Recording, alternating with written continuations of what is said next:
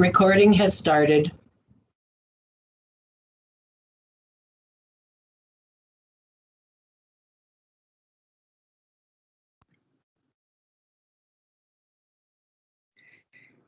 Good afternoon, and welcome to everyone to the Dairy Unit final presentation. For those who are just joining us, please check the chat for information regarding questions and answers.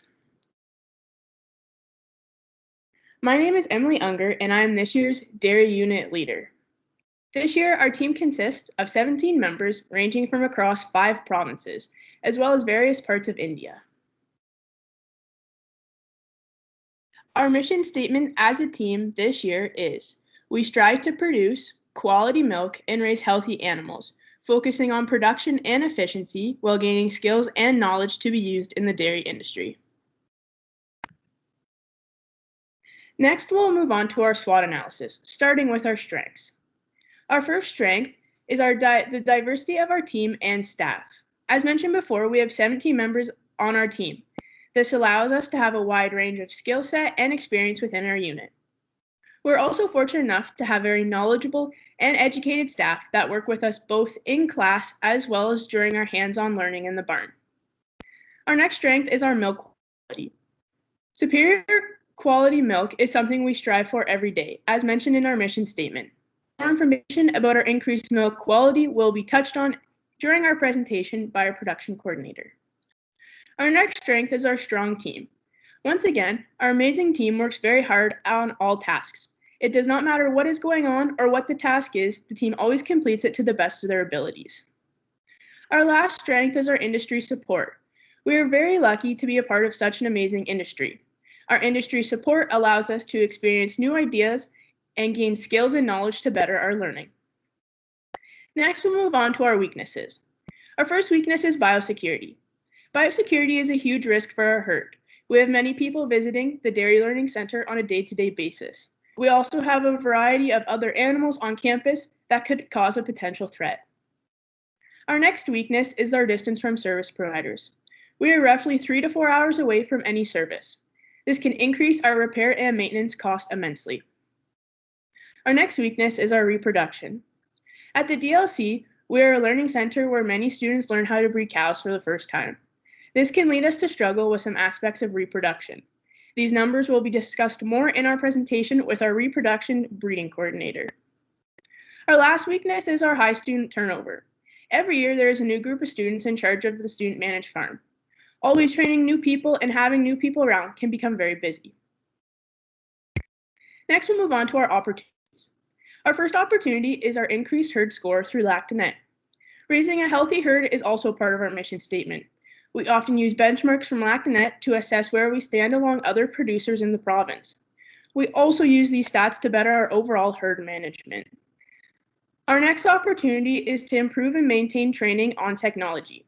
We have a lot of technology in the DLC, and an opportunity for us is to ensure that all students get training on the equipment and technology we have so they have the best experience possible while here at Lakeland. Our next opportunity is increasing student involvement in research.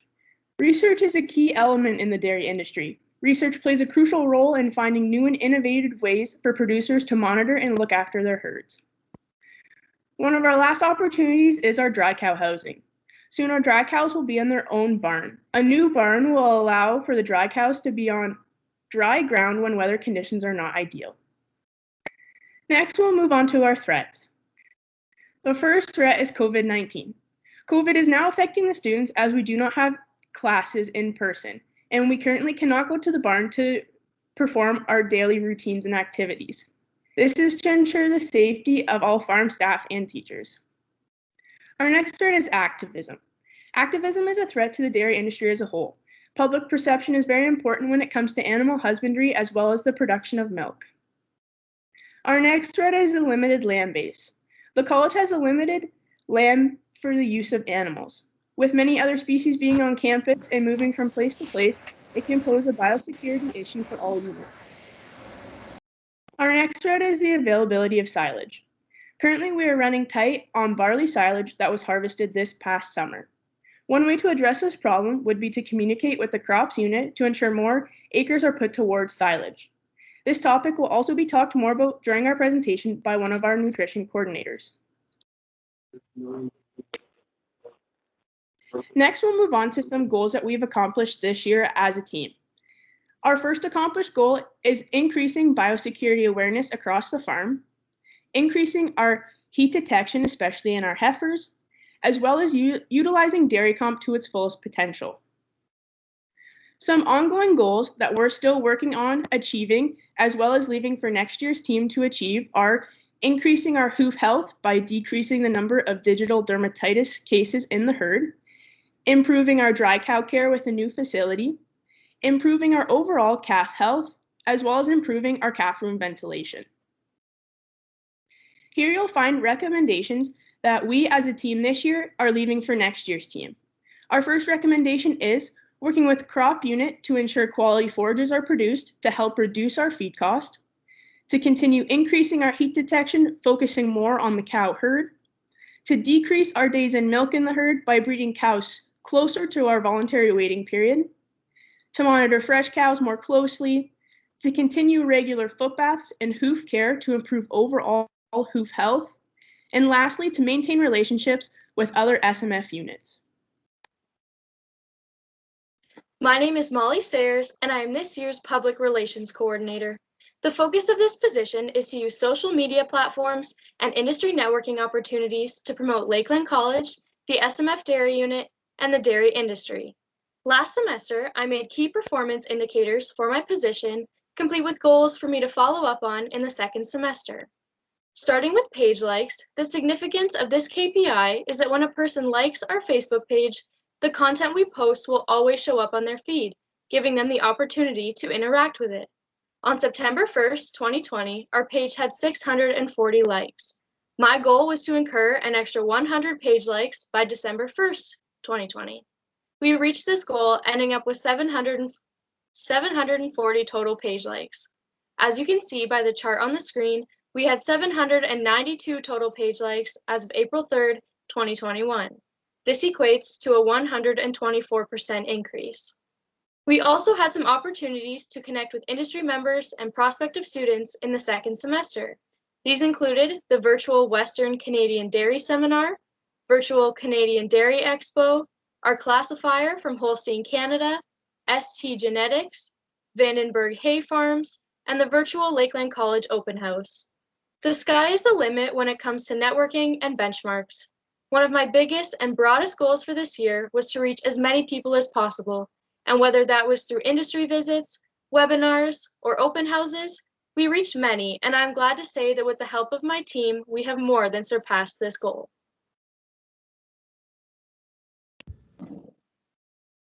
Hi, my name is Reshma Maman, and I'm this year's Production Coordinator.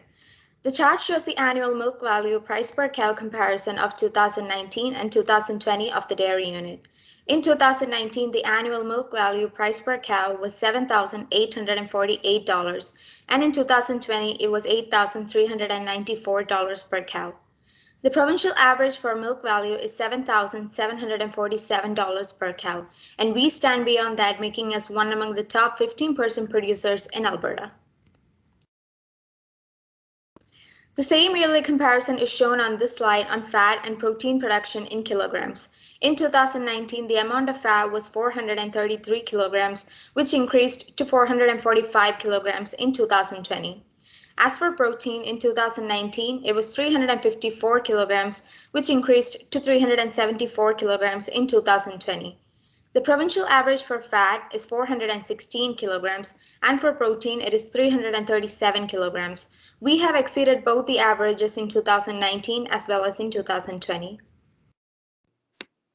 My name is Alyssa Crandall, and I am this year's VMS and Herd Navigator Coordinator. Lactanet provides us with the ability to compare our herd's results from 6 different management areas to the average of the national herd. These areas include milk value, udder health, age at first calving, calving interval, longevity, and herd efficiency. As a student-managed herd, and with us having a robot, we have been told repeatedly that our herd would not make any awards. However, based on our most recent herd management score report, we are currently sitting at number 6 of 54 robot herds in Alberta. This is an accomplishment that we as an SMF team are very proud of and will continue to strive for. At our mid-year presentation, our harvesting rate was at 1.95 kilograms per minute, and we are now sitting at 2.05 kilograms per minute.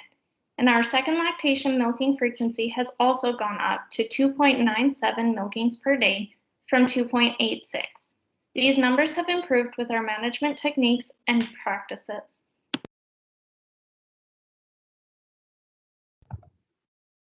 Hi, my name is Cassandra Naus, and I am the Feed Management Range and Forage Coordinator for the lactating dry and close-up cows. On November 9th, we began a feed trial within our barn using our feed wagon instead of our Vector automated feeder. One of the main benefits we have seen as a result of this trial has been an increase in dry matter intake across our entire herd. On average, we have seen a 7.3 kilogram increase throughout the herd. As a result of our higher supplement amount needed in our lactating diet, we have had a higher feed cost per cow per day. Due to the cost of commodities continuing to increase as a result of COVID that many producers have been unable to avoid, our feed costs have continued to increase. In December, we began making some changes to decrease the overall increase of our feed costs. As a way to cut down on feed costs, we reduced the amount of corn silage in our lactating ration and increased the amount of barley silage, as it is a better feed in our area with higher nutrients. As the barley silage is a better feed, we have also been able to decrease the amount of lactating pellet that our cows are receiving overall. We also reduced the amount of pellets that our later lactation cows are receiving, as they have a lower energy requirement and are at a higher body condition score than we would like at dry off. We began pasturing our dry cattle last summer to provide an area for them to be housed. This summer, due to limited pasture and poor pasture quality, we will have to feed our dry cattle throughout the summer. Hi, my name is Marco Pertina, and I'm the Calf and Heifer Nutrition Coordinator. This semester, I wanted to monitor the heifers' average daily gains to see if we should make any changes. But currently, for the first 5 weeks our heifers are going outside, they are making an average daily gain of 1.87 kilograms. So as of right now, we are not looking to change anything, but I would like if they continue to monitor this into the future. One thing I would recommend for the future is looking into changing our milk replacer to Mapleview Agri Ltd's Sure Start milk replacer. The reason I would recommend this switch is the added benefit of decox as well as Selmax. Selmax is a feed additive which stimulates the immune system to allow the animals to respond to challenges quickly, as well as protein is in encapsulated fat to allow for better dispersion at lower temperatures, especially in automatic feeders. Hi everyone, my name is Talia Reese and I am this year's Mixed Farm Dairy Representative. The Mixed Farm position is new to this year's team and was designed to help with communication within our SMF units. Mixed Farm gave me the opportunity to work with other animal science and crop students. One of my main goals within Mixed Farm was to work with everyone to develop a manure spreading plan, mainly for our liquid manure.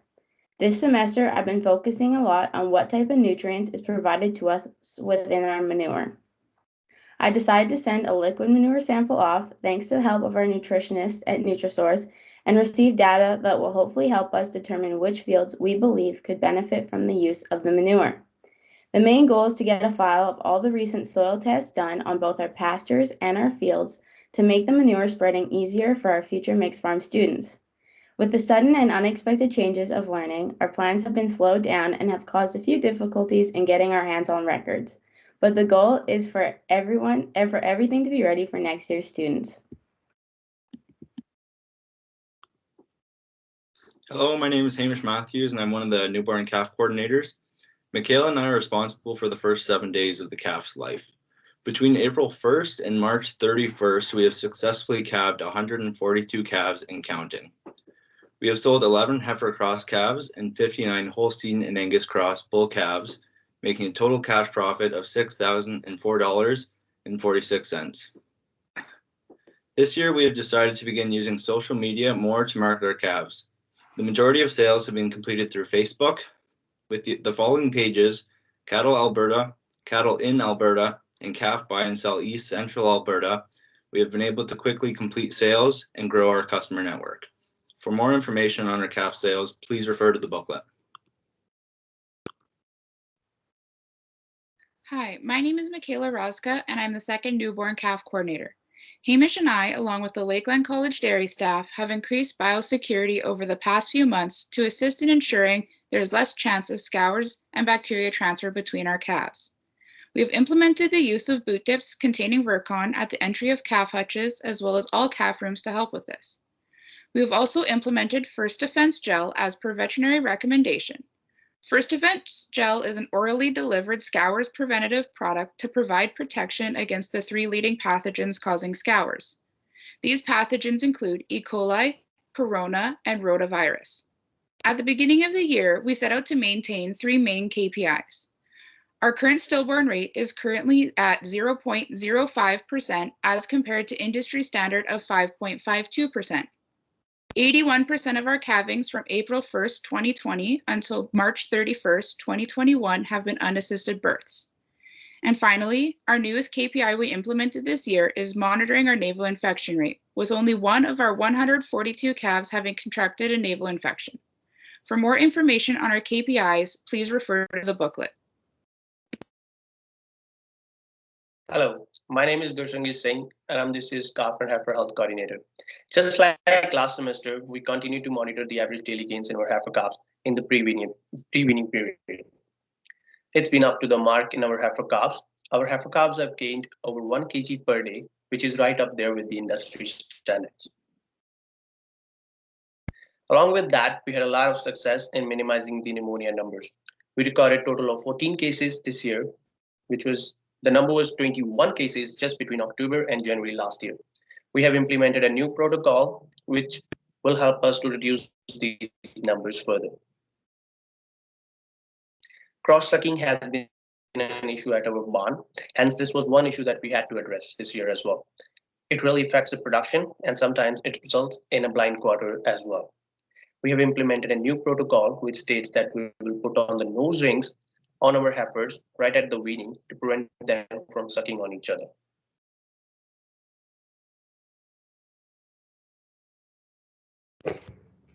Hello, my name is Haley Royce, and I am this year's Transition Cow Coordinator. Over the last year, we have had 142 cows calve. Out of these calvings, we've had 106 with no issues, 16 metritis, 7 ketosis, 7 milk fever, and 6 retained placentas. All of these numbers have improved, with our biggest improvement being a 50% reduction in retained placentas. The dry cows on pasture are being fed a TMR ration every day, and we believe this has helped a lot. We have also been giving any cow second calving or older a Rumensin bolus 21 days before they calve.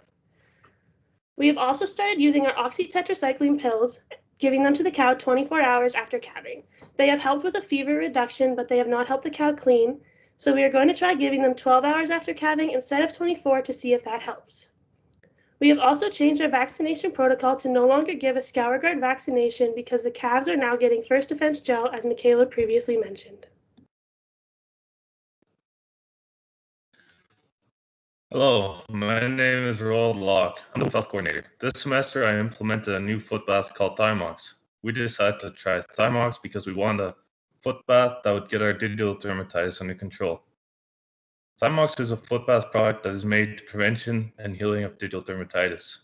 Thymox is a non-toxic, non-corrosive, non-irritating, and a biodegradable product that is an alternative to the copper zinc we're currently using. Currently, in the DLC, 30% of our herd has digital dermatitis. Hoof problems we've encountered this semester were 5-2 ulcers. We believe this was costly cows standing due to reduce heat stress last summer. We had 0 case of hoof rot, and we had 1 cow with digital dermatitis in their dew claw.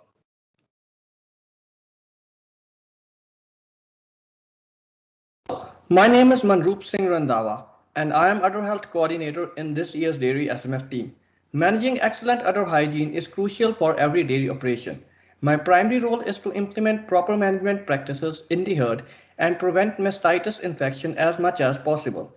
The total number of mastitis cases throughout the current year were 33, almost 10 cases less than the previous year. The incident rate of mastitis at our barn is 27.5 cases per 100 cow per year, which is almost 1 case per 100 cow per year higher than the Canadian average. In the current year, we achieved an impressive number for average somatic cells, which is 102,000 cells per ml of milk. According to annual herd management report by Lactanet, Lakeland Dairy Farm herd value for udder score is 140 out of the total score of 150. We were able to achieve 44th rank out of 290 herds in Alberta.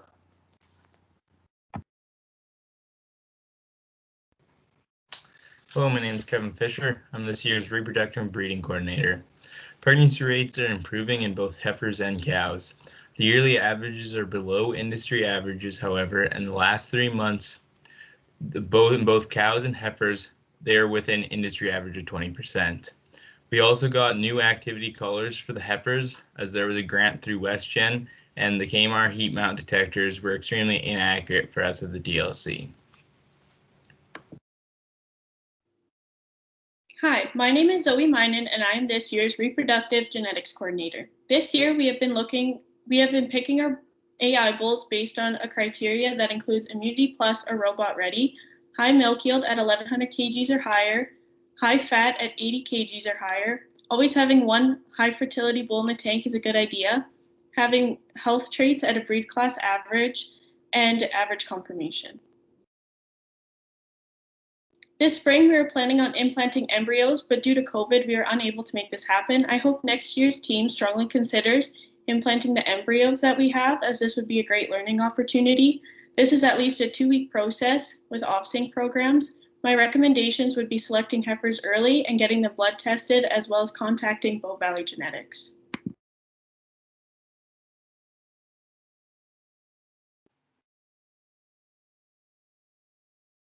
Hello, my name is Melissa Porteous, and I am this year's records coordinator.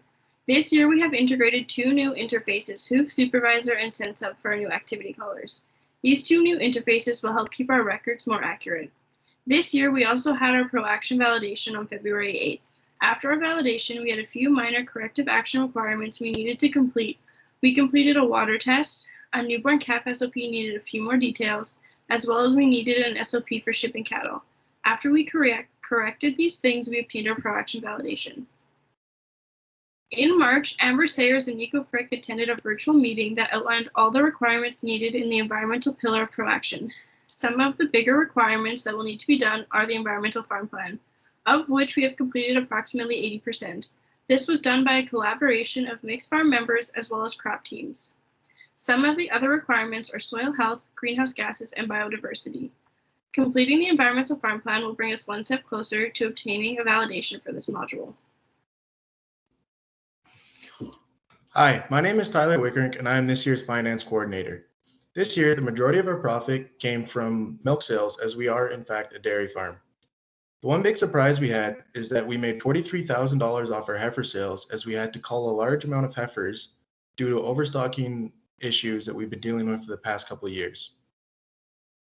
As you see on this slide, is that a majority of our expenses went to feed because of the high cost of feeding a dairy farm.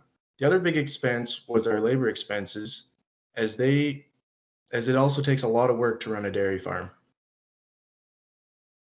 Our incomes this year were right around budgeted, although like mentioned before, our heifer sales were way up. The other big discrepancy was that our milk sales were about $35,000 below what we budgeted for. This made our total come out to $1,292,540.93, which is only about $10,000 below our budgeted amount, which we thought was pretty good. As for expenses, we were below the budgeted amount as we were able to cut some of our costs down, such as our labor costs, where we were $65,000 below the budgeted amount. Our feed cost has increased as with COVID, the commodity prices keep going up and up, so we went over budget on our feed costs. All this led to our total expenses being $1,132,540.73, which is about $100,000 below our budgeted amount. This puts us at a net profit of $160,000. Although this sounds really good, we believe that some of the bills were unaccounted for after I took over the finance position in early January.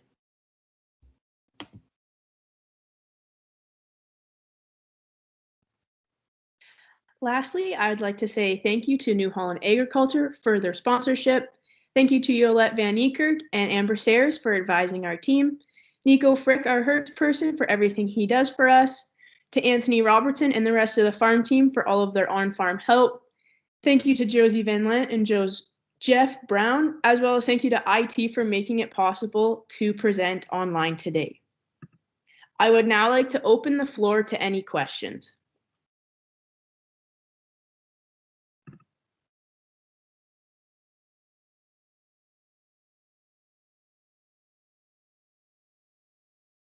I will ask Melissa Hall for her question first. Hi, thanks, Emily. Great job. Can I just say I love your guys' background? That's fabulous. Thank you. I just have some questions regarding the change from doing scare vaccination on the cows to giving the calves the first offense. Do you have any concerns regarding the viral components or some of the other bacterial components not being contained in the first offense? Are you afraid of a break there with a changeover? For sure. Thank you, Melissa. So the question is regarding our new vaccination program with our calves, and I would like to call on Michaela Roscoe, one of our newborn calf coordinators, to answer this question. Thank you for the question, Melissa. I feel like Haley might be able to answer this question a little bit more with the regards to the vaccine for the cows. We did ask our veterinarian, Dana, what he thinks would be a good idea, and he said with giving the first offense gel, he believed that it should cover everything, even if we are not giving that scours vaccine. But if Haley wants to touch on that a little bit more, she can. Does that answer your question? Yes, thank you.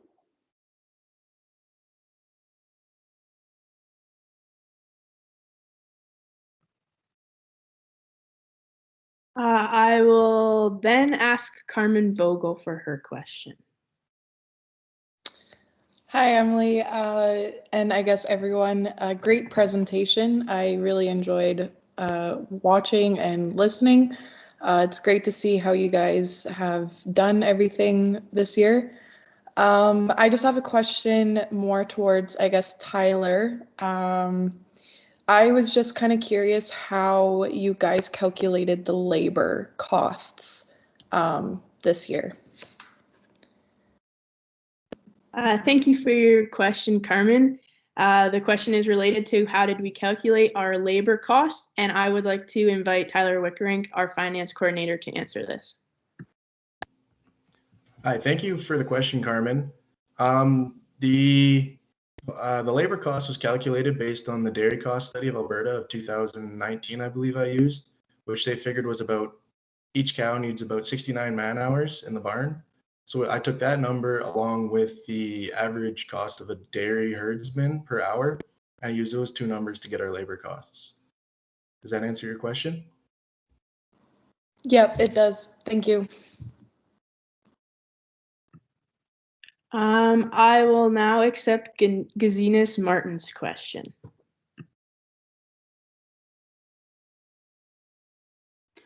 Hi, Emily. Great presentation. Very professional done. Congratulations. I had a question there. There was in the presentation mentioned feeding with the feed wagon and better intakes, but the total cost from feed went up, and there was a relation or a link to COVID. I don't really understand that, because I thought it's supplement cost and grain cost related to total feed cost. But what was meant with the COVID in this, that it triggers a higher feed cost? For sure. So the question is regarding our feed cost and our supplement cost. I would like to invite Cassandra Naus, one of our feed management coordinators, to answer this question. Hi, thank you so much for your question. The main thing that we've had happen that's kind of been seen as a result of COVID, but as well as a result of the economy around that, is our supplement amount has increased greatly just due to the ingredients that we have used in our supplement, which we have actually changed a couple of them to try and reduce our overall cost. So the increase wasn't directed more towards the use of the feed wagon. It was more directed towards some of our inputs into our feed, as well as we have increased our cost of silage this year as well. Does that answer your question? Yes, thank you. Do we have time for another question, Janet? Yes, go ahead and take it. Okay, I invite for the last question in the question box. Okay, I assume that is me, Titia Hauser. Yes. Yeah, my question is in the same line as Gesina's. It has to do with your trial on using the feed wagon instead of the factor. First of all, I would like to know what was your reasoning on giving that a try? And second part of the question is, are you still using the feed wagon, or are you back using the factor system, and what are the observations in that matter? Yes, thank you, Titia. So the question is again regarding using the feed wagon versus the vector. And again, I would like to invite Cassandra Naus to answer this question.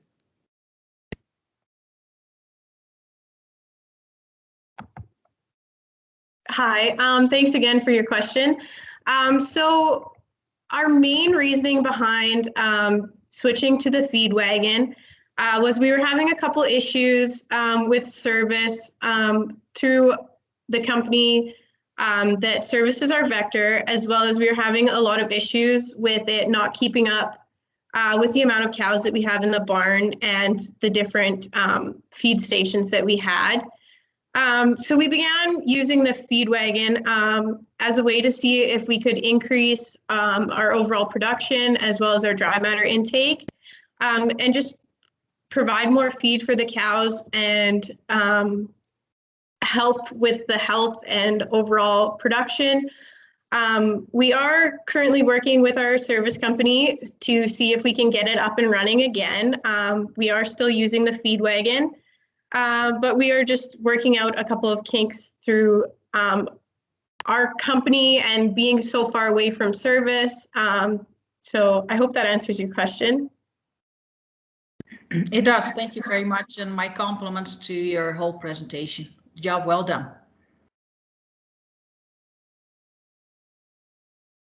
Thank you very much. And thank you to everyone who asked a question. Us as a team decided the chat, I believe, is still not working, which was kind of mentioned before in a few other presentations. So if there's anyone else that does have any other questions that they want answered that we cannot answer right now just due to time, please feel free to message us on Facebook and we will get back to you as soon as possible. Thank you for joining us.